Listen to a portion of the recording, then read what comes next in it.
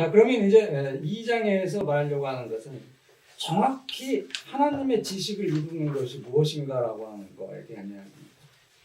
지금 하나님의 지식과 인간의 지식에 대해서 이야기를 했지만, 그러면 하나님의 지식을 이루고 있는 것은 무엇인가? 칼빈에 의하면 경건이라고 하는 겁니다. 이 경건이 하나님에 관한 지식의 필수 조건이다라고 하는 것을 여기서 말하고 있습니다. 칼빈은 여기서 요약해서 말씀드리면 경건, 피에타스, 경건을 하나님에 대한 경외와 하나님께서 베푸신 은혜를 아는 데에서 생기는 사랑이 결합된 것이다 라고 말하고 있습니다. 예컨대 경건은 하나님에 대한 경외와 하나님에 대한 사랑이 결합된 것이다 라고 하는 말입니다. 이미 우리가 이제 그 헌사에서 프랑스와 일스에게 바치는 헌사에서 칼빈이 기독교 강요를 집필한 의도를 확인한 바 있습니다. 거기서 칼빈이 뭐라고 이야기했습니까? 신앙에 열심인 사람들에게 참된 경건 생활을 진척시켜 주려고 기독교 강요를 집필했다라고 하는 그 이야기를 칼빈이 했다는 걸 알 수 있습니다. 그러니까 이 경건이라고 하는 것, 이게 바로 하나님에 관한 지식의 필수 조건이라고 하는 2장 1절의 제목 아래에서 칼빈이 말하려고 하는 것을 우리가 좀 하나씩 확인해봅시다. 자, 2장 1절 그 아래 보면은 하나님을 아는 것이 그의 영광에 얼마나 유익하고 우리에게 얼마나 도움이 되는가 하는 문제. 사실 바로 말해서 이 종교, 릴리전, 이 종교라고 하는 것은 뒤에서 이제 따로 설명이 됩니다만은 하나님에 관한 그 진지한 두려움, 다시 말해서 자발적인 경외와 율법에 규정된 참된 예배를 수반하는 신앙이다 이렇게 규정을 하고 있습니다. 종교라고 하는 것은 하나님을 경외하고 율법이 규정한 대로 참된 예배를 수반하는 믿음이다. 그런 식으로 이 종교라고 하는 용어가 나올 때마다 그렇게 이게 바로 그걸 이야기하고 있구나 이걸 우리가 생각해내야 합니다. 자, 이 종교라고 하는 것 혹은 경건이 없는 곳에서 하나님에 관한 지식은 있을 수 없다. 단정적으로 지금 칼빈이 말하고 있습니다. 자, 그러면서 이제 지금 하나님의 지식에 대해서 두 가지를 지금 칼빈이 우리에게 이제 말하려고 합니다. 첫 번째는 창조주로서의 하나님에 대한 지식입니다. 이것이 제 1권에서 다룰 핵심적인 그런 내용이 될 겁니다. 자, 그 다음에 그리스도의 얼굴을 통해서 하나님께서 자신을 구속주로서 보여주셨는데 이건 바로 제 2권에 나오는 그런 그 내용을 말하고 있습니다. 2권, 3권, 4권의 내용이 바로 이제 여기에 해당됩니다. 여기서는 먼저 1권에서는 하나님에 대해서 창조주 하나님에 대해서 생각을 해보자 이렇게 말하고 경외에 대한 이야기를 합니다. 우리의 마음이 하나님을 경외하지 않고는 그를 이해할 수 없지만 하나님께서 모든 선의 근원이시며 그분 밖에서는 아무것도 찾아서는 안 된다라고 하는 것을 확신하지 않는 한 하나님을 경외와 찬양의 대상으로 주장하는 것은 충분하지 못하다. 왜 그러냐라고 하는 거죠. 하나님께서 이 성경을 통해서 예수 그리스도를 통해서 우리에게 어떻게 드러나셨냐? 그럼 바로 지금 이 아래에서 지금 설명하시는 대로 칼빈이 말하고 있는 대로 자비하시고 보호하시고 지켜주시고 지혜, 빛, 의, 권능, 공의, 참된 진리 이런 것들 정말 뒤에서 이제 한 장 더 넘겨가지고 봅시다. 87쪽 보면은 87쪽 그 중간 부분 보면은 아버지 하나님을 주요 아버지로 인정하는 문제에 대해서 이야기합니다. 이와 같이 주이시며 아버지로서 알려지신 그 하나님, 그의 은혜, 이 모든 것들에 대해서 우리가 알지 못하면은 하나님을 바로 알 수 없다라고 하는 그런 이야기를 지금 칼빈 여기에서 우리에게 하고 있는 겁니다. 자, 경건이라고 하는 것은 하나님에 대한 경외와 하나님에 대한 사랑이 결합된 것을 말하는데 이 사랑은 그의 은혜를 깨달아 담으로써 오는 것이다 라고 하는 거죠. 그래서 사람들이 너나 없이 하나님께 자기가 모든 빛을 지고 있다라고 하는 거. 내 생명, 내 모든 것이 하나님께로부터 온 거다. 이 하나님의 부성적인 사랑으로 양육을 받고 있다라고 하는 것.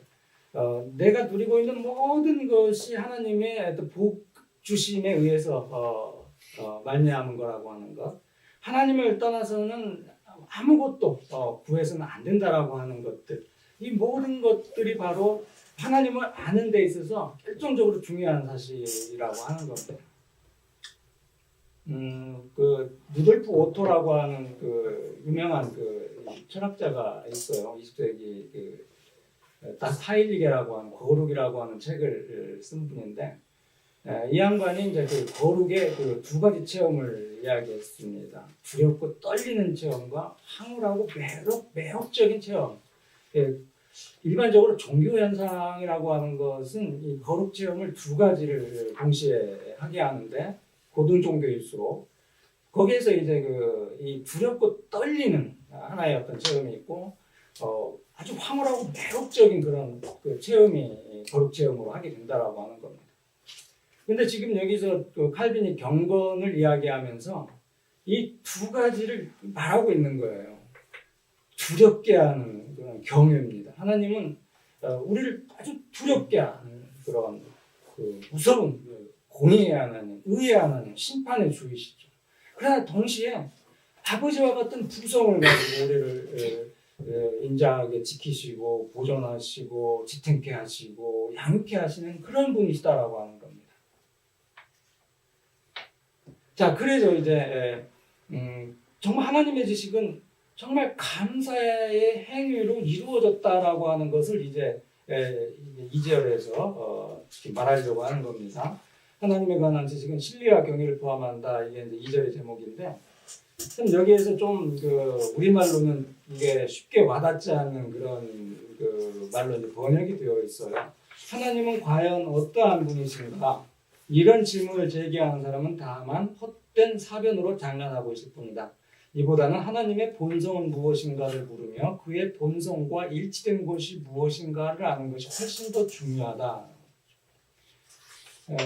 이게 하나님은 과연 어떤 분이신가라고 하는 것이 이제 라틴어로 이제 표현을 하는 것이 조금 더 명확하고,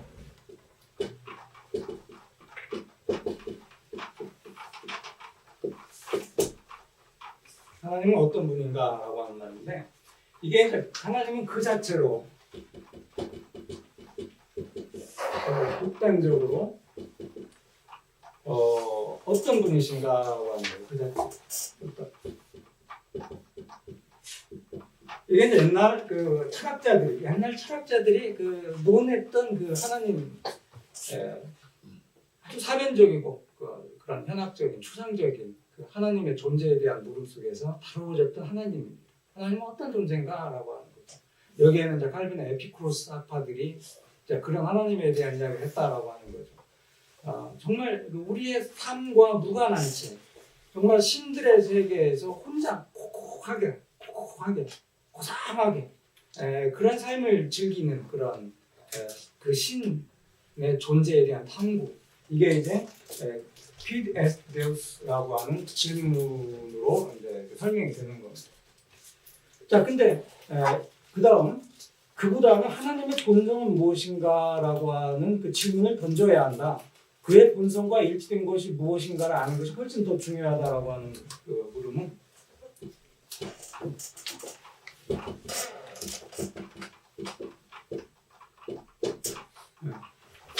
퀄리스티트 데우스. 그러니까 이것은 하나님은 어떤 속성을 갖고 계시는 분인가? 하나님은 우리를 위해서 무엇을 행하시는 분이신가? 그런 거예요.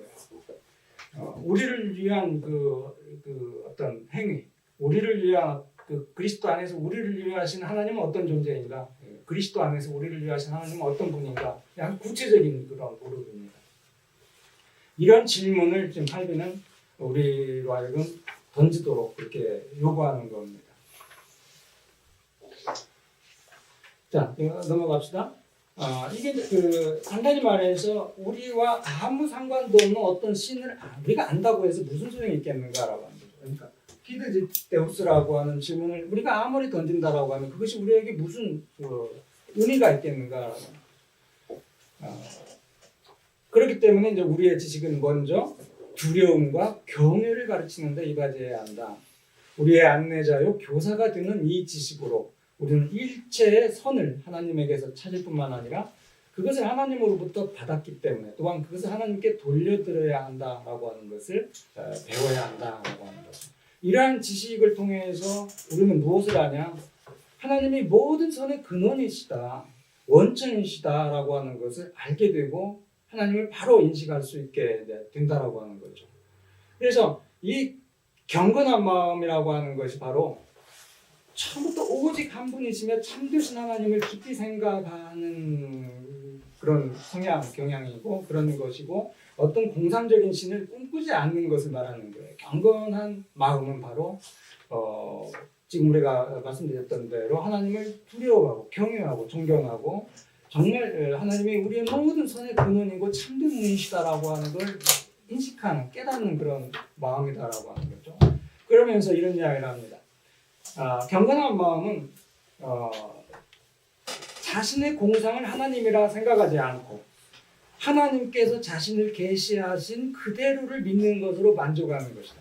이게 이제 칼빈의 신인식론의 핵심이라고 할 수 있는 겁니다. 하나님께서 자신을 드러내신 대로 계시하신 대로 믿는 것, 이게 바로 칼빈이 우리에게 말하는 하나님을 아는 유일한 길이다. 이게 이제 20세기 이제 칼 바르트에 의해서 칼 바르트의 어떤 신학 방법론, 신인식론의 핵심 원리가 되는 겁니다. 우리 한번 건너뛰어서 한번 참조해 봅시다. 1권 13장 21절. 1권 13장 21절. 이게 이제 페이지로는 236쪽인데요. 한 10번째 쪽 보면은 자, 이제 우리 하나님에 관한 지식은 기꺼이 하나님께 맡기도록 하자, 이런 이야기를 합니다. 힐러리라고 하는 교부를 인용하면서 힐러리가 말한 대로 하나님만이 자신에 대한 유일한 충분한 근거시고 자신을 통하지 않고서는 결코 알려질 수 없는 분이시기 때문이다. 그냥 그의 말씀을 떠나 다른 곳에서 그를 찾지 않고 하나님께서 자신을 계시하신 그대로 이해한다면 우리는 분명히 하나님에 관한 지식을 하나님 자신께 맡기게 될 것이다. 아랫부분 보면은 하나님의 거룩하신 말씀 외에는 어떤 곳에서도 하나님을 찾지 않을 것, 하나님의 말씀에 부합되는 것 외에는 하나님에 대해서 어떠한 것도 생각하지 않을 것, 혹은 우리 하나님의 말씀으로부터 나오지 않는 것은 어떠한 것도 말하지 않을 것, 이것을 지금 이야기하고 있죠. 그러니까 지금 이제 우리가 하나님에 관한 지식에 대해서 쭉 살펴보면 자연적 지식에 대한 이야기도 우리가 이제 꼭 볼 거예요. 근데 이제 칼빈을 우리가 자칫 오해하면은 칼빈이 자연계시다, 자연신학이다 이런 것을 열어놨다라고 하는 거, 그거에 관심을 갖고 거기에서 뭔가 이렇게 끄집어내려고 하는 그런 시도들이 없지 않아 있습니다. 그러나 칼빈이 분명히 말하고자 하는 것은 이제 우리가 확인한 바로 그대로 성경을 통해서 예수 그리스도 안에서만 하나님을 바르게 인식할 수 있다라고 하는 사실을 분명하게 말하고 있다라고 하는 겁니다. 그러니까 하나님을 인식하는 사람은 다시 넘어와가지고 앞으로 87조 만물이 그의 지배 아래에 있다는 것을 알고 만물의 지배자의 보호하심을 믿기 때문에 전적으로 그를 신뢰할 수 있게 됩니다. 그러한 사람은 하나님께서 모든 축복의 창시자임을 알고 있기 때문에 어려울 때든 고통스러울 때든 궁핍할 때든 그분의 보호심을 기다리고 도우심을 기대하게 된다는 거죠. 그 사람은 하나님의 선하심과 자비하심을 알고 있기 때문에 완전히 신뢰할 수 있고 또한 하나님의 사랑으로 자신의 모든 재난에 대한 구대책을 마련해 준다는 것을 조금도 의심하지 않게 됩니다. 그래서 그 사람은 하나님을 주요 아버지로 인정하기 때문에 모든 일에서 하나님의 권위에 복종하고 그의 위엄을 경외하고 그의 영광을 나타내기 힘쓰고 그의 계명에 순종하는 것이 옳다고 생각할 수 있다라고 하는 거죠.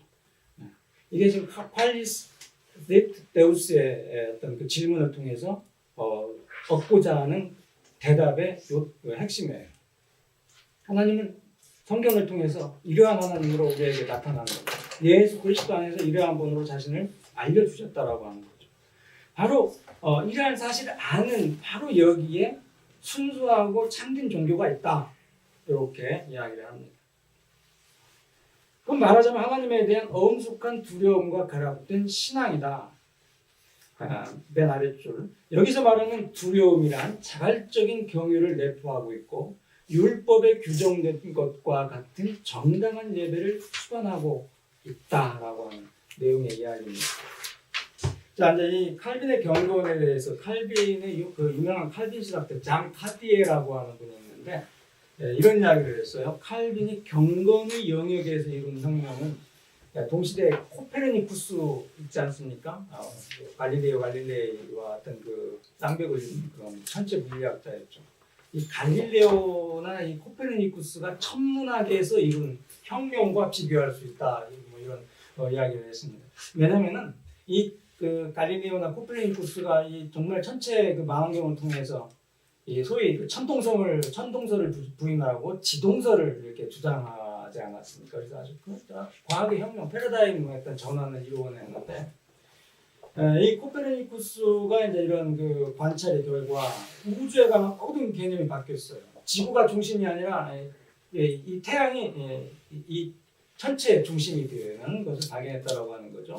마찬가지로 이제 칼빈도 이 경건이라고 하는 것을 통해서 그때까지 관습적으로 모든 것의 중심을 차지하던 인간 그리고 인간의 필요나 인간의 어떤 그 성과를 내치고 그 중심에 그 자리에다가 경건의 중심인 하나님을 다시 모셨다라고 하는 거죠. 그래서 이 종교의 본질은 기독교 신앙의 본질은 하나님을 예배하고 하나님을 섬기는데 본질이 있다라고 하는 것을 칼빈이 주장하기 시작했다라고 하는 거죠. 제가 이제 그 책을 2권을 지금 갖고 왔습니다만 이게 이제 칼빈의 첫 번째 신앙 문답서고요. 1537년 나온 거고 이게 1542년과 1545년 라틴어판과 불어판으로 나온 그 두 번째 제네바 신앙 문답인데 이 책들에서 이제 그 우리가 지금 살피는 경건에 대한 이야기를 칼빈이 이제 하고 있는 겁니다. 첫 번째 그 1537년 그러니까 이 기독교 강해가 그 쓰여지기 그 몇 년 전에 경건을 어떻게 이야기했냐면은 아주 간단 명료하게 이렇게 이야기하고 있습니다.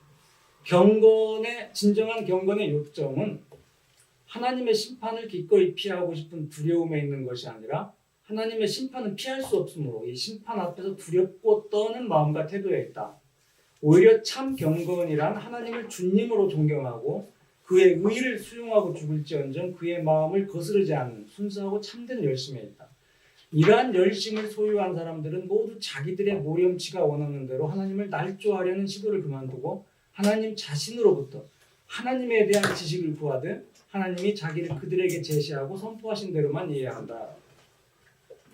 이 책이 신앙 문답 형식으로 작성됐지만은 이 질문과 대답으로 그 두 번째 신앙 문답은 그렇게 질문과 문답 형식으로 됐어요. 근데 이것은 바로 이제 그 제목에 대한 간단한 해설로 쓰여진 책이기 때문에 간단한 어떤 그 개혁신앙의 어떤 그 핵심적인 그런 주제들 칼빈 그 젊은 칼빈 아직 그 본격적으로 제네바 개혁자로 시작하기 전에 그 젊은 개혁자 칼빈이 생각하고 있는 바에 대해서 이렇게 적극적으로 명료하게 서술된 그런 것이 없을 정도로 굉장히 귀하고 참 교육적으로 좋은 그런 책이라고 할 수 있습니다.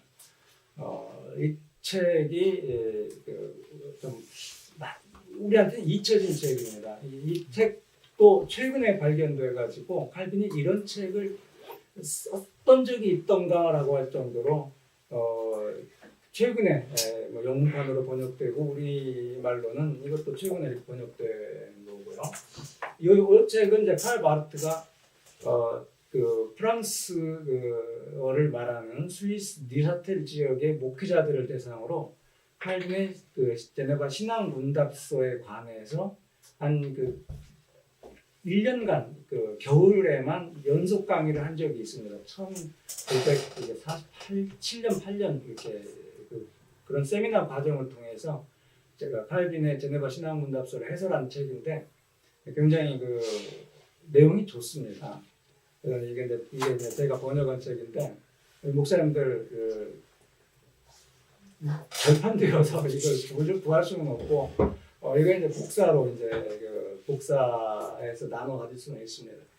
제네바 신학문답서의 내용, 칼빈의 해설과 동시에 마르트가 제네바 신학의 문답서를 어떻게 해설했는지에 관한 그런 해설 내용을 우리가 함께 볼 수 있어서 굉장히 좋은 책이라고 할 수 있습니다. 제목이 뭐죠, 목사님? 네? 책 제목이 책 제목이 이제 칼 바르트가 읽은 주의기도 사도신조라고 풀어서 그랬습니다. 이 이제 1937년 이 책 속에서 경고는 제가 이제 불러드린 짧은 문구에 나타나 있고요. 이제